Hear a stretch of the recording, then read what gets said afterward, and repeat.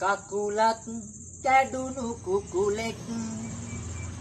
කිසිදා මරන්න එපා මරුවත් එවැනි කුකුලෙක් රස කර උයන්න එපා ඉව්වත් එවැනි කුකුලෙක් ගමටම බෙදන්න එපා බෙදුවත්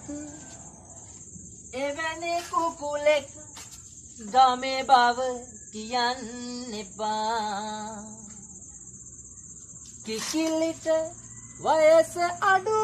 නම් කොටුවෙන් යවන්න එපා කුකුලට වයස වැඩි නම් කොටුවට දමන්න එපා දමලා දැලේ හිලකින් එබි එබි බලන්න එපා